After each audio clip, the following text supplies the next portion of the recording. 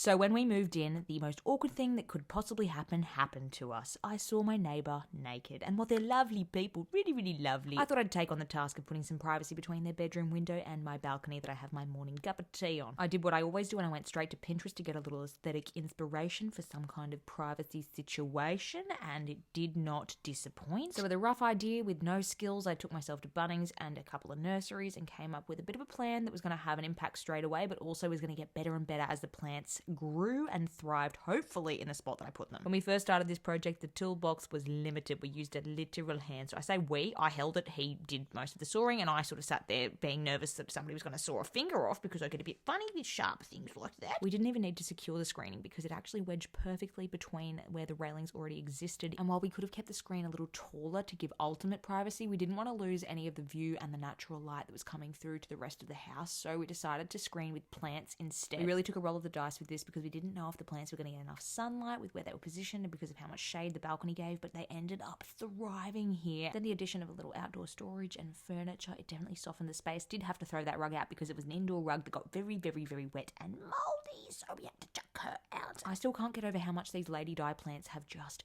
boomed on this balcony. They have really done exactly what I wanted them to do. They've screened so perfectly. All the plants have grown up to a nice height, so it's just taking the edge off without, blocking the view. And now the space is looking a lot better. I'd love your suggestions on what I should do to finish it off and really just make it feel amazing out there. I need obviously another rug that's not going to get moldy, and I'm thinking like a side table, maybe a round low one. What do you think I need to just really pull this whole space together?